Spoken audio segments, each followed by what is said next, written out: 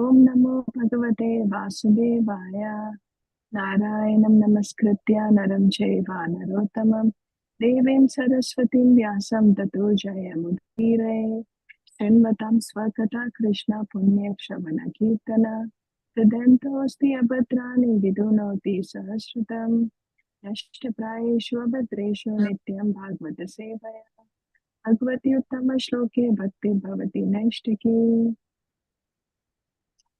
Reading from Srimad Bhagavatam, Canto 3, Chapter 33, verse 6. Yannamadeya Shravananukirtana Yatravanayat Smaranadapi Kvachit Svadopi Sadhya Savanayate Kalpate Kutha Punaste Bhagavanu Darshana. Synonym: Yat, of whom, the Supreme Personality of Godhead. Namadeya, the name. Shravana, hearing. Anukirtanat, by chanting. Yat, to whom. Ravanat, by offering obeisances. Yat, whom. Smaranat, by remembering. Api, even. Kvachit, at any time. Swa-ada, a dog eater. Api, even. Sadhya, immediately. Savanaya, for performing Vedic sacrifices. Kalpate, becomes eligible. Kuta, what to speak of.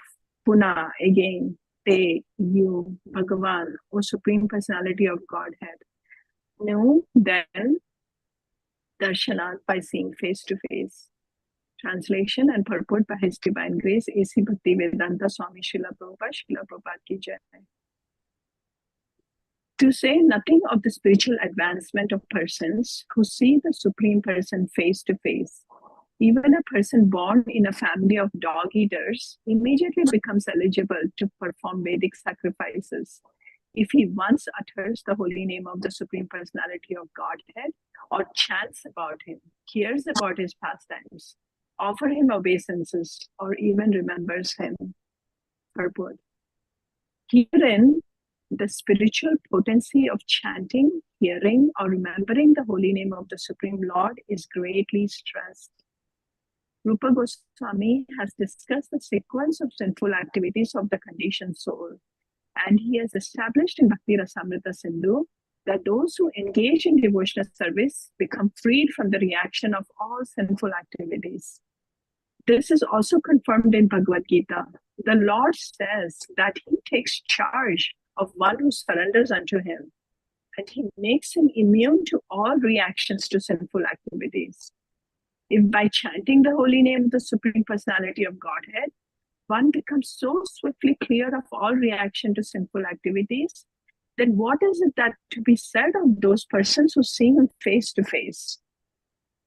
Another consideration here is that persons who are purified by the process of chanting and hearing becomes immediately eligible to perform Vedic sacrifices. Generally, only a person who is born in a family of Brahmanas, who has been reformed by the 10 kinds of purificatory process, and who is learned in Vedic literature, is allowed to perform the Vedic sacrifices. But here the word sadhya immediately is used. And Sridhar Swami also remarks that one can immediately become eligible to perform Vedic sacrifices. A person born in a family of the low caste, which is accustomed to eat dogs, is so positioned due to his past sinful activities. But by chanting or hearing once in pureness or in an offensive manner, he is immediately relieved of the sinful reaction. Not only is he relieved of the sinful reaction, but he immediately achieves the result of all purificatory processes. Taking birth in the family of a Brahmana is certainly due to pious activities in one's past life. But still, a child who is born in a family of a Brahmana depends for his further reformation upon initiation into acceptance of a sacred thread and many other reformatory processes. But a person who chants the holy name of the Lord even if born in a family of Chandalas, dog eaters, does not need reformation. Simply by chanting Hare Krishna, he immediately becomes purified and becomes as good as the most learned Brahmana. Sridhar Swami especially remarks in this connection, Anena pujyate lakshate, pujyatam lakshate. Some caste Brahmanas remark that by chanting Hare Krishna, purification begins. Of course, that depends on the individual process of chanting.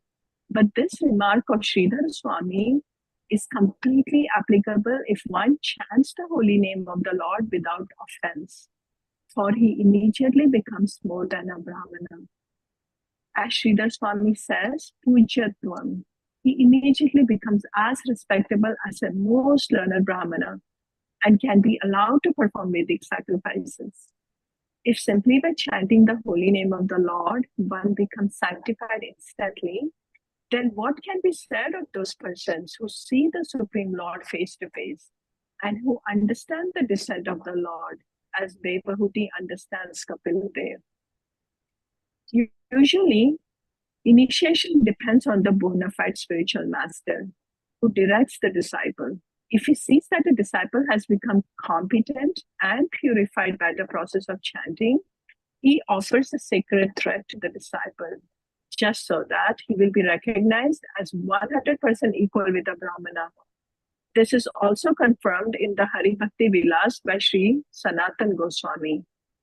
As a base metal like bell metal can be changed into gold by a chemical process, any person can similarly be changed into a Brahmana by Diksha Vidina, the initiation process. It is sometimes remarked that by the chanting process, one begins to purify himself and can take birth in his next life in a Brahmana family and then be reformed. But at this present moment, even those who are born in the best Brahmana families are not reformed, nor is there any certainty that they are actually born of Brahmana fathers. Formerly, the Garbhadana reformatory system was prevalent. But at the present moment, there is no such Garbhadana or seed giving ceremony. Under these circumstances, no one knows if a man is actually born of a Brahmana father.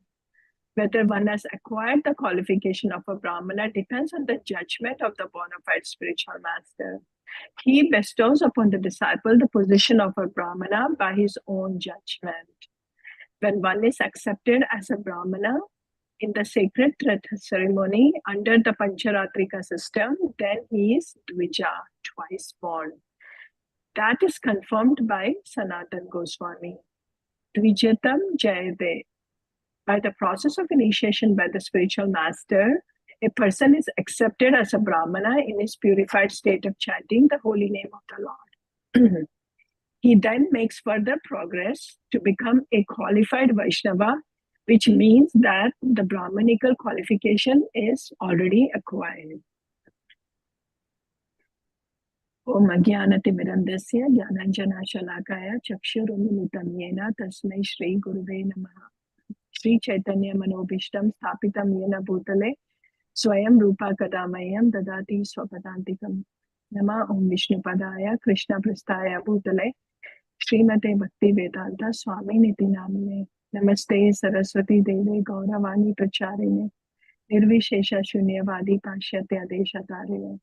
Jai Shri Krishna Chaitanya Prabhu Nityananda Shri Advaita Gadadhar Shiva Sati Gaura Bhakta Vrinda.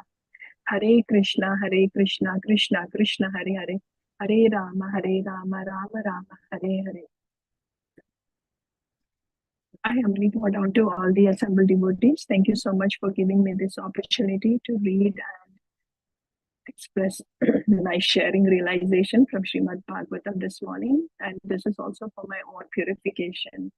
And please forgive me for any of my own interpretations while sharing on not this verse this morning. So we are in the section, actually it is wrapping up right now. Lord Kapila has been given instructions to his mother Devahuti about devotional processes and how, because when he was leaving, she was really disheartened and she was asking about the essence of devotional service. So that's what Lord Kapila has been instructing all along, and now we are coming up to towards the final sections of those. And here now, finally, she's kind of understanding everything that Lord Kapila have been explaining so far. And in this verse this morning, really the main essence is about how powerful, how much potent is this devotional service, especially the holy name, the chanting of the holy name. That is really the key takeaway message from this verse this morning, is that it says here, right? You say nothing of the spiritual advancement of person who see the person's face to face. So it doesn't matter what qualification we have, maybe born in a family of dog eaters, but still become eligible to perform Vedic sacrifice, which is like elevation to the top level, like a Brahmana, just by uttering the holy name of the Supreme Personality of Godhead, chanting about him, hearing his pastime, and offering him obeisances. So, and the description is given that even Rupa Goswami has given the description in Nectar of Devotion, where he explains about the potency of devotional service, how it is able to do kleshagni, ruin, like completely dissolve all the sinful reaction. It gives us the satisfaction. It gives us so much intense happiness. And devotees, we all have felt that, right? Like I can only also share just my life experience too. Like walking into the temple several years ago, I had no clue what anything is anything. I'm just saying, like coming completely from, although born into like with the spiritual background and everything, but of course it's completely different. There is no relationship with Lord at that time. We do rituals, we do certain things because we have been following the traditions in the family, and you do it just because of that. Especially in South India, like in Kerala, our temples, we go visit the temple, we get the prasadam, like the chandanam, and then we get paisam, whatever that prasadam is. We go visit, take darshan, and come back. But that's about it, right? It's not like my life is completely transformed or I'm completely like thinking of the Lord all the time in my heart, but it was more like a ritualistic thing all along. And then again, coming into here, getting introduced to the Krishna conscious philosophy, everything was just so strange. And even all that emphasis given on the chanting of the holy name, coming in here, it was like a whole new world. And in the beginning, it was not even like I had complete faith in everything that everybody was telling me, right? I just took it up anyways because I was like, okay, let me just try it. And that little bit of faith, little bit of whatever that I had in the beginning, I guess that kept me going along, all along. And then, of course, then coming instructions from the senior devotees, instructions from the spiritual master, and the path just kept continuing. So I don't think we need to go too far. I mean, we have hundreds of examples, and I can also list all of the examples from the scriptures, right? The classic example comes is Ajamil, born into a Brahmin family. He got distracted just because he saw a couple having that intimate connection, relationship. He got distracted and he was completely gone into a relationship with prostitute and completely gone away from the spiritual practices. However, at the time of giving his life, because he uttered the name Narayana of his son, he was taken to Vaikunta, and the Yamadutas could not even touch him. So we heard this. How many times have we heard this story of Ajamil? How many ever times, right? Everybody that would speak about the potency of the holy name, power of the holy name, would speak about the story of Ajamil. And so that's what I was saying, that we don't need to go that far. Just look at all the example of the devotees in our congregation. As I said, like I had no clue what anything is or anything. But here I am, have been practicing this, chanting the holy name. Again, I can say that I am not in the offenseless state, right? Still chanting with offenses, still struggling, still trying.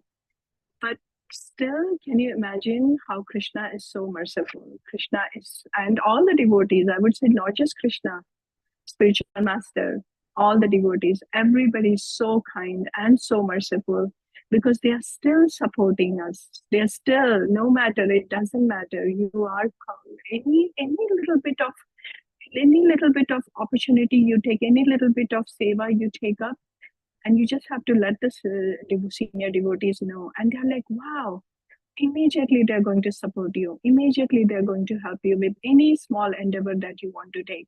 And here comes all the support from everywhere, and it's like a baby trying to walk, you fall down so many times, it doesn't matter, everybody's still there to support you. And slowly throughout the journey in this path, you are going to be developing, we are developing the relationship with the holy name, we are increasing our faith in Krishna, we are slowly developing. And here, like it says, that power of the holy name, and like I said, where did I come from? And with all of this, received initiation from Guru Maharaj, received second initiation from Guru Maharaj, I'm able to do some of the altar seva and all, which I never thought I would ever be able to do. Walking into the temple, seeing the deities there, I would have never thought that I would be able to do any of this. And my life is completely transformed just with this process, right? The chanting of the holy name, paying obeisances, reading about Krishna, chanting about Krishna, speaking about Krishna. My life is completely transformed. So I'm just saying that there are several examples from the scriptures have been quoted over and over and over. However, just look around, devotees, in the congregation, all of our lives have been transformed. So anybody that is coming new, and you're still questioning, all of this, because it's very natural, okay, to question. I also questioned a lot of it. I questioned, and I always like, is this even real? How is this happening? How could people be doing this? How could people be even chanting 16 rounds? It's just unbelievable, right? How many hours does it take? But just stick with it, just stay with it, just stay with us, stay in the devotee association.